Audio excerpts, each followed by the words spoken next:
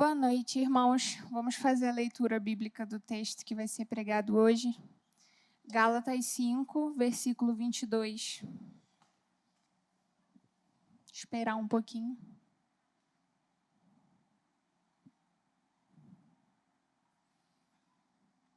Eu vou ler na Almeida 21.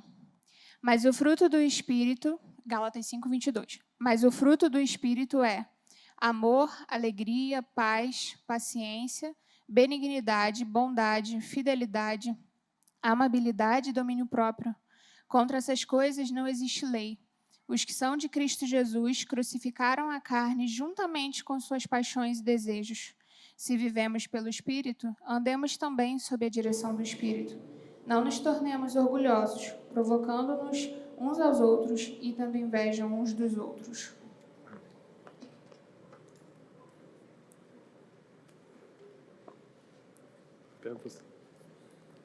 Obrigado, Leandra. Vamos orar? Pai Santo, nós te agradecemos pela tua palavra. Obrigado, Senhor Deus, que ela para nós é alimento. Te pedimos que o Senhor, de fato, enche o nosso coração, a nossa mente com a sua palavra, que possamos ser alimentados por aquilo que o Senhor fala através das Sagradas Escrituras. Prepara o nosso coração para receber, Senhor Deus, aquilo que o Senhor tem para nós, a porção que o Senhor tem para nós nessa noite. Essa é a nossa oração no nome de Jesus. Amém. Você pode se assentar.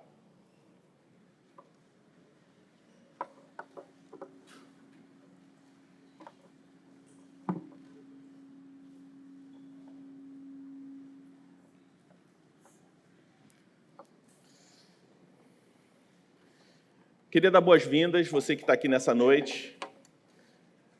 Se você está nos visitando, é uma alegria muito grande ter você aqui conosco. Como o pastor Eduardo falou no início do culto, antes de ir embora, passe ali no balcão de conexão, a gente tem um presente para você, uma forma da gente demonstrar a nossa alegria, nosso contentamento com a sua presença aqui hoje. Nós ainda estamos na série de mensagens em Gálatas, mas nós vamos dar uma temática um pouco diferente nas próximas semanas. Nós ficaremos 10 semanas falando sobre o fruto do Espírito. E a gente vai dar uma temática sobre vida frutífera. Hoje nós vamos nos concentrar sobre o significado desse fruto. E a partir da semana que vem, nós vamos, semana após semana, falar sobre cada uma dessas 9 características que apontam para o fruto do Espírito. Como você pode observar, na imagem que nós escolhemos para a identidade visual, né, é um pé, é um pomar de tangerinas. Se você observar no texto que foi lido, o apóstolo Paulo ele usa a palavra fruto no singular, e não frutos, mas apontando que essas 9 características compõem, essas 9 virtudes compõem um único fruto. E é interessante porque, se você se lembrar da semana passada, você vai se recordar que nós falamos sobre as obras da carne.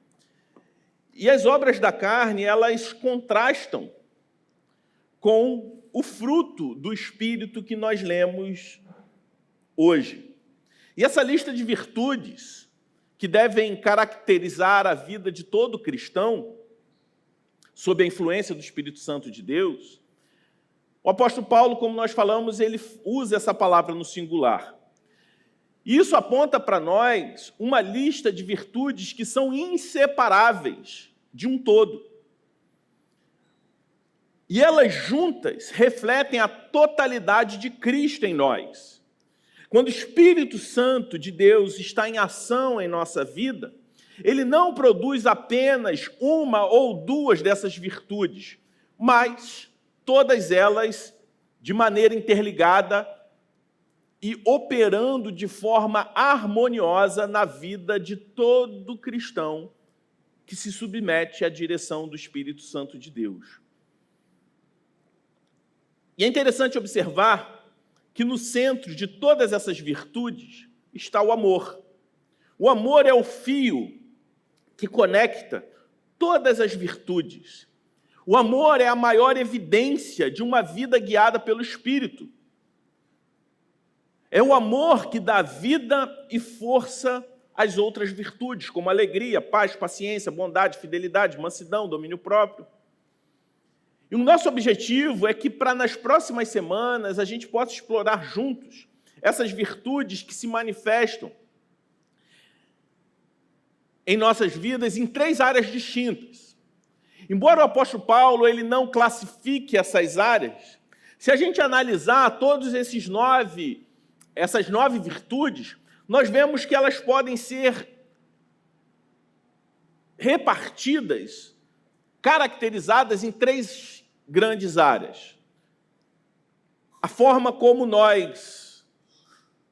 a nossa atitude, a forma como nós nos relacionamos com Deus, a nossa atitude para com o próximo e a nossa atitude para conosco. Nosso objetivo, ao final dessa série, é que eu e você sejamos levados a viver de maneira mais plena e autêntica, permitindo que o Espírito Santo de Deus produza em nós o fruto que glorifica a Deus e transforma também, em algum grau, a realidade ao nosso redor. O novo nascimento, ele deve produzir em nós esse caráter frutífero. Por isso, hoje, eu gostaria de meditar com vocês sobre a transformação pelo Espírito. E é interessante que o apóstolo Paulo ele fala sobre essas 9 virtudes. E o primeiro grupo de virtudes aponta para a nossa atitude para com Deus, começando pelo amor. O amor reflete o caráter de Deus, porque a própria palavra de Deus diz que Deus é amor. A palavra de Deus não diz que Deus ele é amoroso ou que Deus, em alguns momentos, ele demonstra amor, mas que ele é amor. A segunda virtude que está relacionada à nossa atitude para com Deus é a alegria.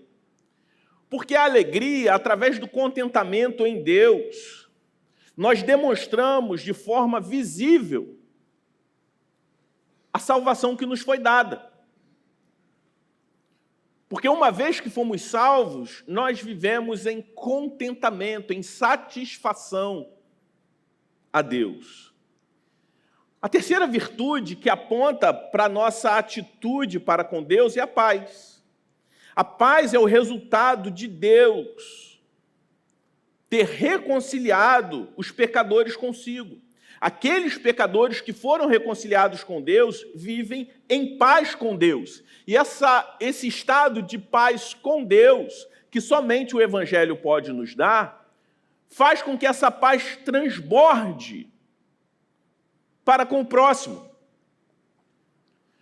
Porque uma vez que fomos salvos, nós temos paz com Deus e não somos mais inimigos de Deus, mas fomos adotados como filhos. Essa convicção, essa realidade de que não estamos mais em um estado de inimizade, mas de filiação com Deus, faz com que vivamos em paz, até mesmo em momentos de guerra. Olhando mais para frente, na lista aqui de virtudes, nós vemos algumas que compõem a nossa atitude para com o próximo. Quando a palavra de Deus diz sobre paciência. Paciência para poder suportar, para poder lidar com pessoas difíceis. Paciência para suportar situações difíceis. Benignidade e bondade, que apontam para simpatia, empatia e generosidade para com o próximo. A atitude de trabalhar sempre em benefício do outro. E as 3 últimas virtudes falam sobre a nossa relação com a gente mesmo. palavra fala sobre fé, sobre fidelidade, apontando para uma pessoa confiável e confiante. É uma característica dos salvos. O apóstolo Paulo disse a Timóteo, por exemplo, que ele deveria procurar homens fiéis e que para com esses homens fiéis ele confiasse a responsabilidade do ensino do evangelho. Ser fiel, ter fé, mesmo quando o mundo e a carne dizem o contrário, porque confiam em Deus, somente em Deus, e buscam agradar a Deus acima de qualquer outra coisa. Da mesma forma, mansidão. Uma qualidade que o próprio Senhor Jesus atribui a si mesmo. O apóstolo Paulo, ele mesmo vai dizer, no capítulo 6, que a gente vai ler daqui a algumas semanas, que até mesmo no momento de restaurar um irmão desviado, devemos fazer com espírito manso, com espírito de mansidão. O apóstolo Paulo também diz a Timóteo que ele deveria tratar com gentileza, com mansidão, os seus oponentes, para que a partir da mansidão, até mesmo no momento que está lidando com aqueles que o opõem, aquelas pessoas fossem levadas ao arrependimento. A terceira virtude, nona virtude dessa lista e terceira dessa última categoria, se a gente pode dizer, é o domínio próprio.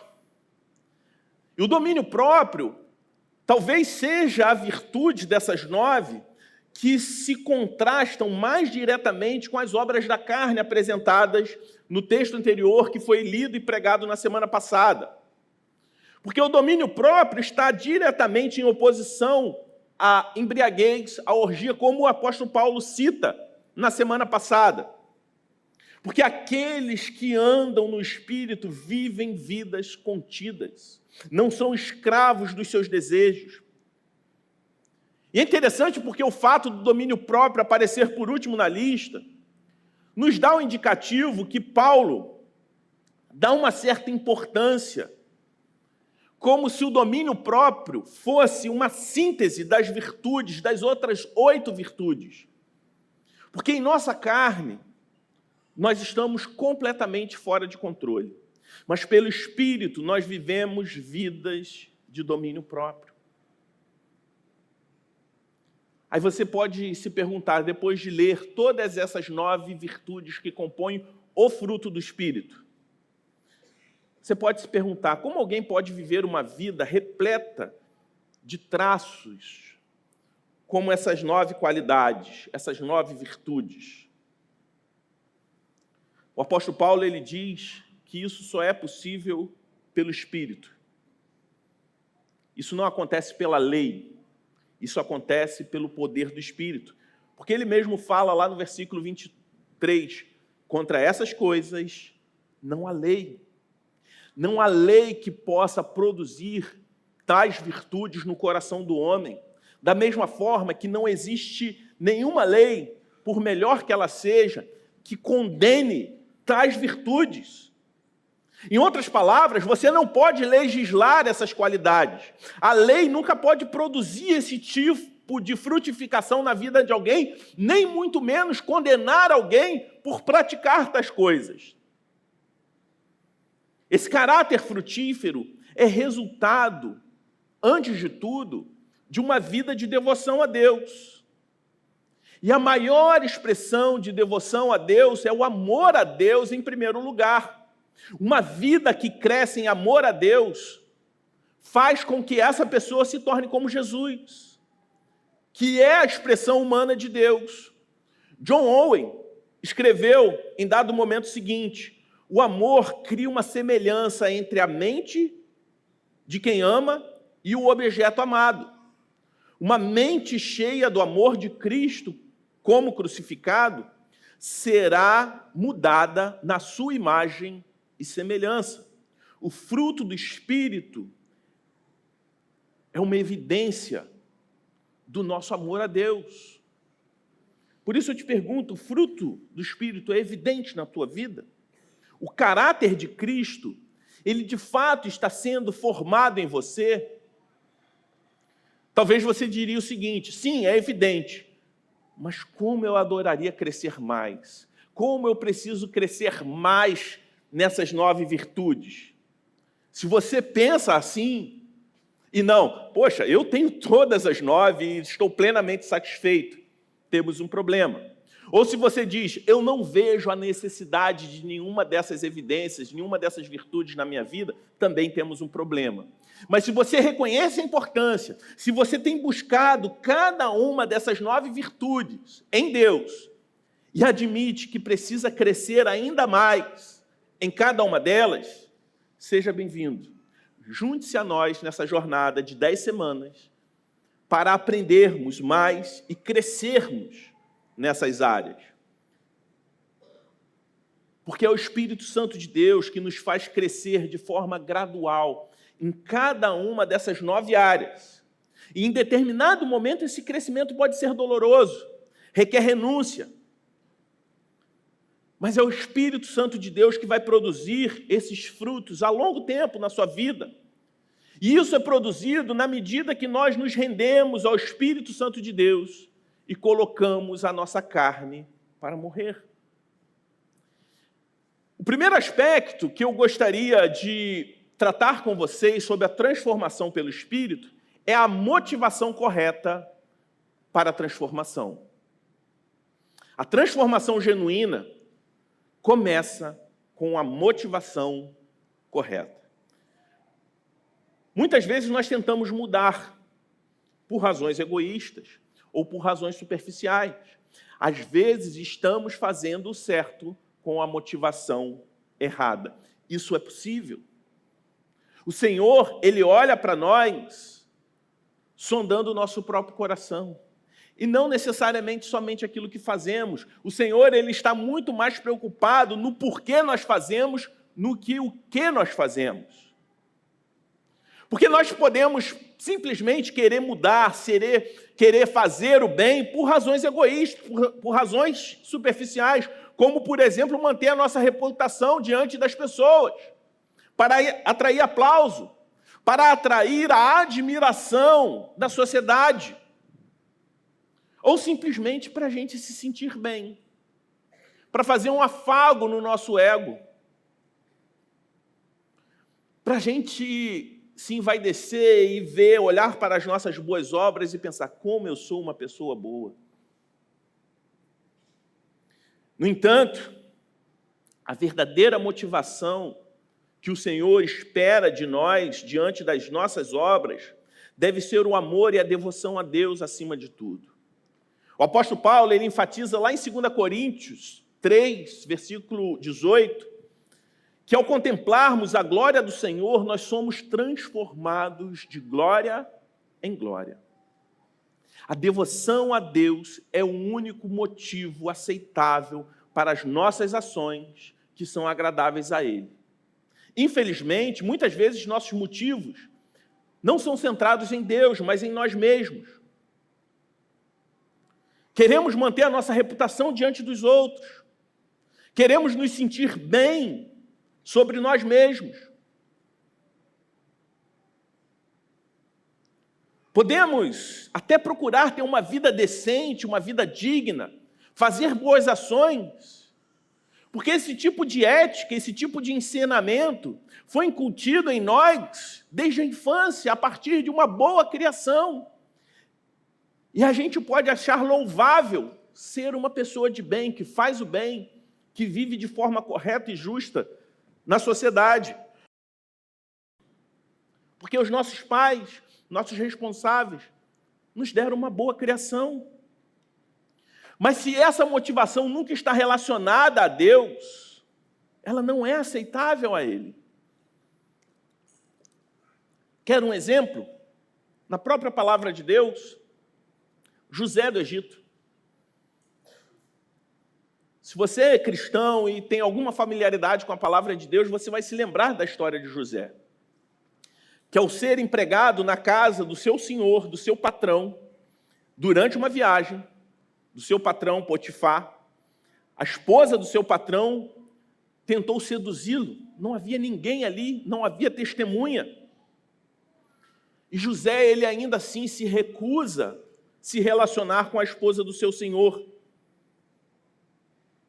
E ele não recusou por medo de Potifar descobrir e ele ser condenado à morte. Ele não recusou por medo da sua reputação diante de outras pessoas que, porventura, pudessem vir a descobrir tal ato. Mas lá em Gênesis 39, 9, diz o seguinte, que ele falou a seguinte frase: como, pois, cometeria eu tamanha maldade, pecaria contra Deus? Foi a sua consciência diante de Deus que o impediu de cometer tal ato.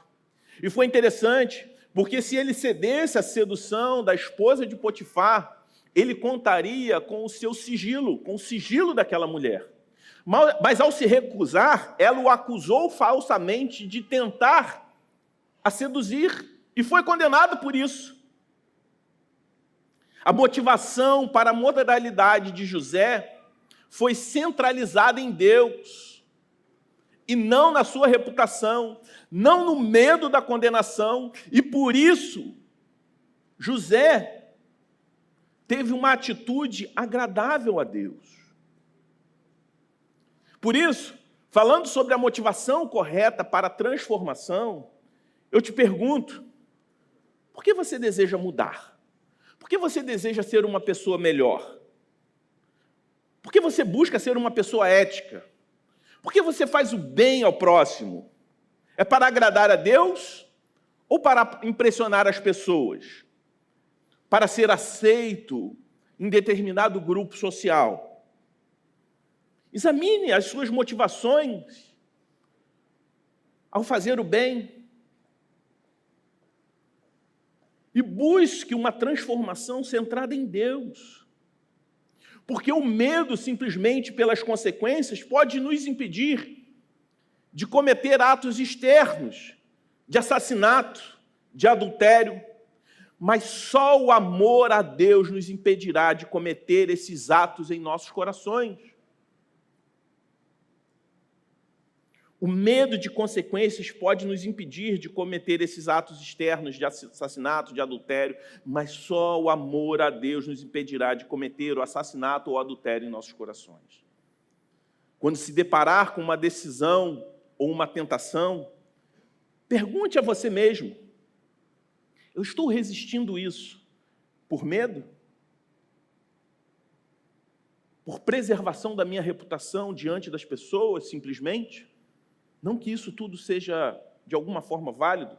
Ou estou fazendo isso para agradar a Deus, por temor ao Senhor? E então permita que o amor e a devoção a Deus sejam a força motriz por trás de todas as suas ações. Mas não basta a motivação correta para a transformação. Precisamos entender de onde vem o poder para a transformação. Esse é o segundo princípio do caráter piedoso, do caráter frutífero, que é o poder ou a capacidade para desenvolver uma vida piedosa. Esse poder vem de Cristo. Jesus nos ensina em João 15, por exemplo, que ao permanecermos nele, nós podemos produzir frutos. Não podemos nos transformar pela nossa própria força. Nós precisamos do poder de Cristo. Essa é a relação com Cristo. Ela consiste em reconhecer o poder, a autoridade da palavra de Deus sobre a nossa vida, depender do Senhor em oração. E ainda assim, compreender que dependemos dele de forma essencial para que possamos desenvolver uma vida semelhante à de Cristo. A vida do crente não é como o funcionamento de um automóvel, que uma vez abastecido, ele tem uma fonte autossuficiente e dirige, e sai, anda, a partir daquele combustível. Não há necessidade de uma conexão com uma fonte de energia contínua. É diferente dessa TV, que se desconectada da tomada, da sua fonte de energia, ela desliga. Nós, enquanto cristãos, precisamos estar constantemente conectados à nossa fonte de energia. E a nossa fonte de energia só pode vir de Cristo. Ficamos ligados a Ele, lendo, meditando na sua palavra, dependendo dele em oração, e frutificaremos. Assim como o próprio Cristo nos ensina lá em João 15, se permanecermos nele, conectados na videira. Essa é a realidade das nossas vidas, na nossa relação com Deus. E nos alerta para uma verdade essencial, fundamental, que devemos cultivar uma relação íntima com Cristo por meio da oração, por meio do estudo da palavra, por meio do exercício dos dons, do serviço ao povo de Deus, ao culto público. A vida comum em meio ao corpo de Cristo, a prática diária de dependência de Cristo, só ela vai agir em nossas vidas, de forma que o Espírito Santo opere em nós e produza o fruto do Espírito, que é o transbordar da imagem de Cristo em nós. Por isso nós precisamos nos perguntar se nós estamos tentando mudar pela força do nosso próprio braço ou se estamos buscando o poder de Cristo em nós. A minha mudança é fruto de uma ação do Espírito Santo de Deus em mim. Ou será que é simplesmente fruto da influência de pessoas, fruto de um temor a homens, fruto de uma necessidade de ser aceito, de ser aplaudido? Se você ainda não tem isso, a busca regular e constante de se alimentar do Senhor, não deixe para depois, mas comece ainda nessa semana a dedicar tempo para estar na presença de Deus diariamente.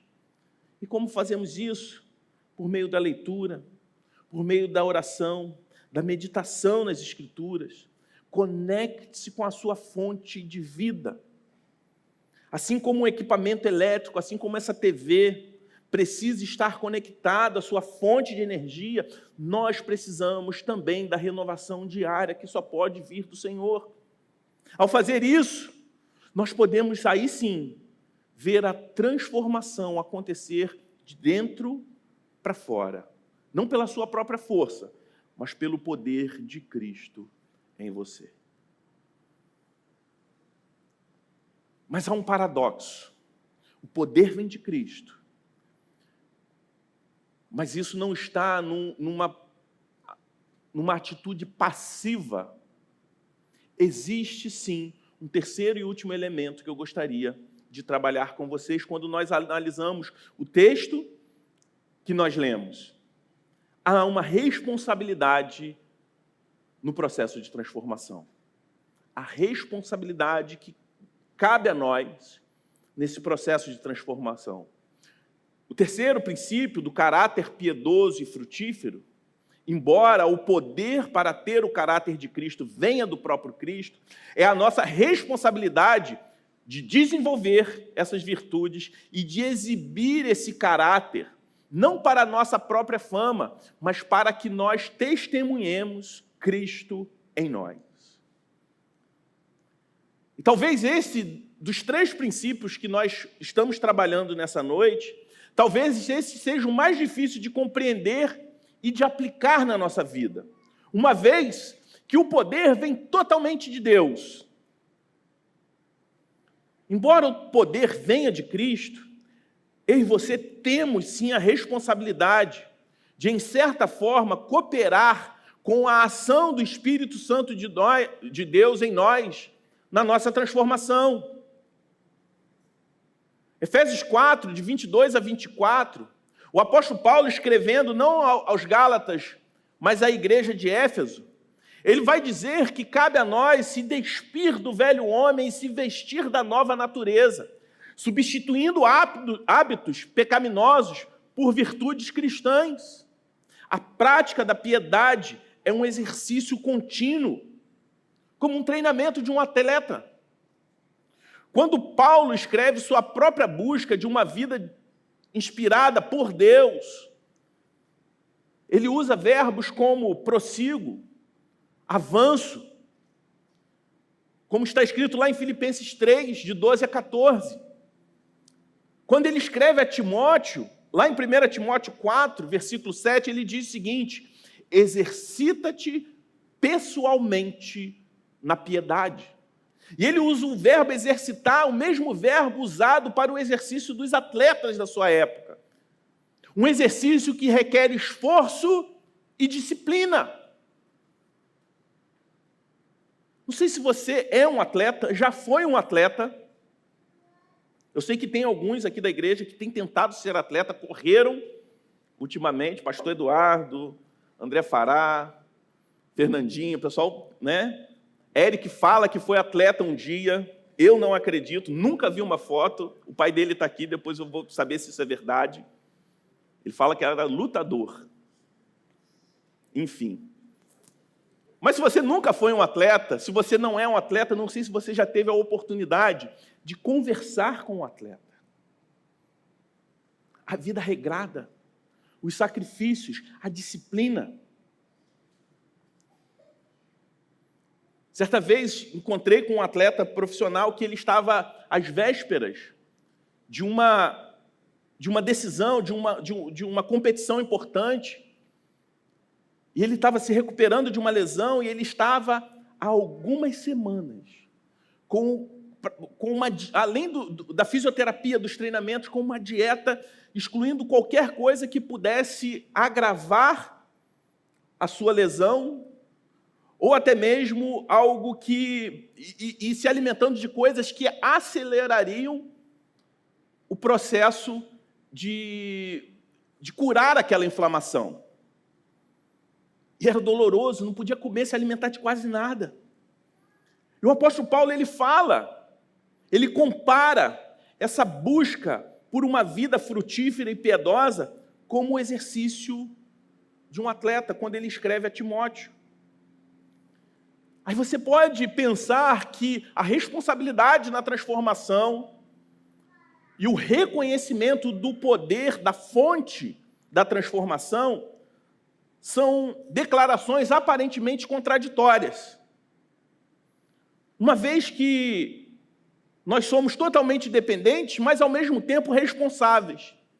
Aí eu gostaria de citar Filipenses 2, do versículo 12 a 13, quando o mesmo apóstolo Paulo escreve à igreja de Filipe e diz o seguinte: assim, meus amados, como vocês sempre obedeceram, não só na minha presença, porém muito mais agora, na minha ausência, desenvolvam a sua salvação com temor e tremor, porque Deus é quem efetua em vocês, tanto querer como realizar, segundo a sua boa vontade. Parecem coisas contraditórias, mas que caminham juntas. O desenvolvimento do caráter piedoso. Paulo não está falando aos irmãos ali, aos filipenses, em desenvolver a sua salvação no que diz respeito a conquistar a sua salvação. Mas ele está falando, uma vez que vocês foram salvos, que vocês têm um novo coração, uma nova mente, que é Deus quem opera em vocês, tanto querer quanto efetuar, coloquem em prática essa salvação que é dinâmica, que enquanto nós não vivemos eternamente com Deus, enquanto o Filho de Deus não volta e traz para nós novos céus e nova terra, nós temos uma responsabilidade na dinâmica da salvação, testemunhando a salvação que foi operada em nós. O desenvolvimento do caráter piedoso requer muito mais do que renúncia, mas uma substituição. O caráter piedoso significa, por exemplo, não simplesmente odiar a maldade, mas também amar a justiça.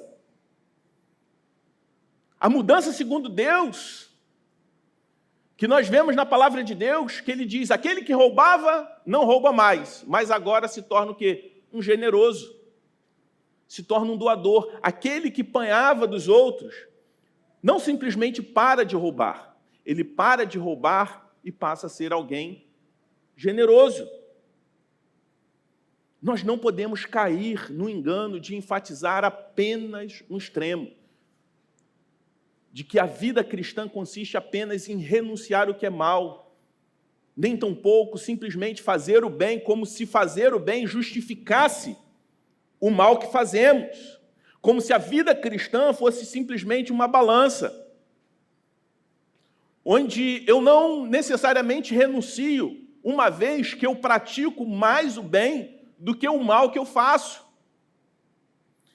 Alguns cristãos que tendem a enfatizar apenas no despir das características da natureza pecadora, de abandonar o pecado, esses, em geral, procuram uma vida muito justa do ponto de vista moral, mas por vezes carecem das qualidades graciosas de amor, alegria, compaixão.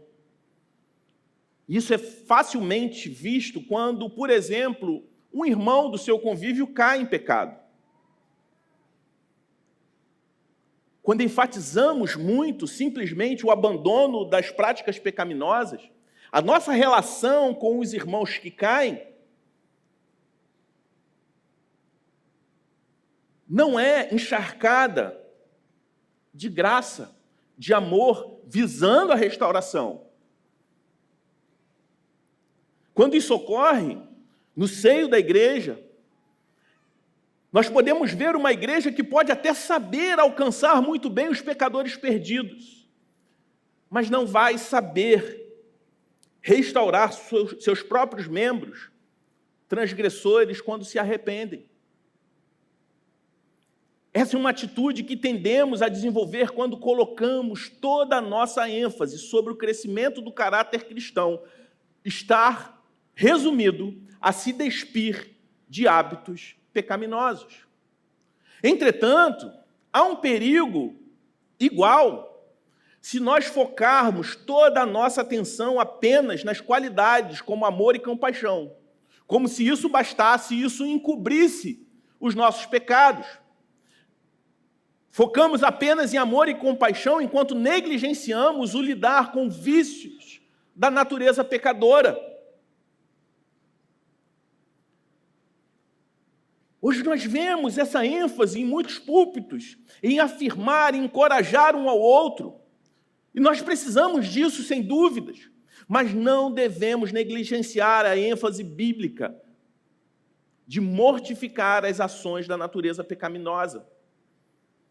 Temos que tirar as características do velho homem e substituí-las pelas características do novo nascimento, da nova vida em Cristo. Se desejamos ser piedosos, não devemos negligenciar nenhuma dessas duas ênfases que a Bíblia nos dá. E essa Bíblia é a mesma Bíblia, a palavra de Deus, que aponta para nós o caminho para a transformação. Crescemos diariamente em nosso caráter. Esse é o caminho. É um caminho contínuo. Estamos nos desenvolvendo sempre. Então a pergunta não é se estamos ou não desenvolvendo, mas para qual direção estamos crescendo. Estamos crescendo em amor ou estamos crescendo em egoísmo?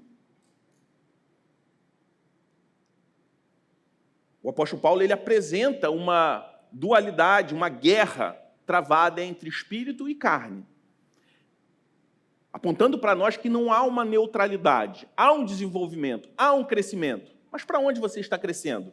Em amor ou egoísmo? Em severidade ou em paciência? Em ganância ou em generosidade? Em honestidade ou desonestidade? Em pureza ou impureza? Diariamente eu e você estamos nos exercitando em uma direção ou outra. pelas prioridades que temos, pelos pensamentos que temos, pelas palavras que proferimos, pelas atitudes que adotamos, pelas ações que tomamos. Nós estamos nos desenvolvendo, estamos nos exercitando em uma direção ou em outra. A relação entre conduta e caráter, ela está ligada uma a outra. Da mesma forma, quando nós avaliamos as nossas ações repetidas, nós vemos que com o passar do tempo, a nossa conduta reflete o nosso caráter, da mesma forma que o nosso caráter determina as nossas ações. Em algum grau, aquilo que fazemos revela quem somos.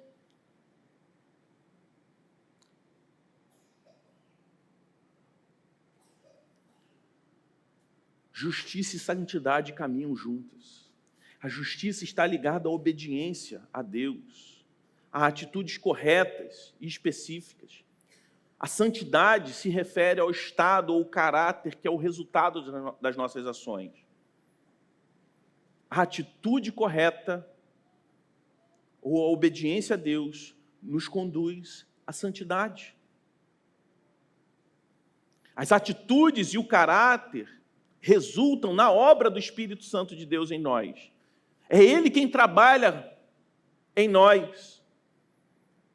E nós devemos responder à ação dele em nós, nos esforçando, nos exercitando, substituindo atitudes pecaminosas, pensamentos pecaminosos, por uma busca contínua a Deus, demonstrando que o Espírito Santo de Deus está trabalhando em nós e nós estamos respondendo a isso.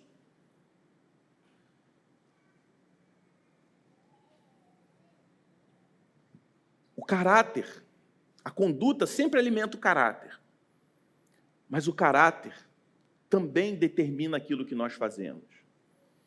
Por isso eu gostaria de caminhar para a conclusão dizendo que a transformação pelo amor de Deus é um processo contínuo em nossas vidas. Ele não para até que o Senhor Jesus nos chame.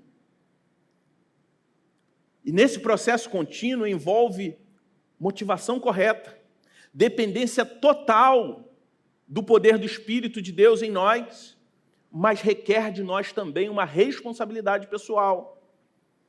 Nós somos chamados a nos despojarmos do velho homem, renovar o nosso entendimento e vestir-nos do novo homem, da nova criação, criado segundo Deus, em justiça, em retidão.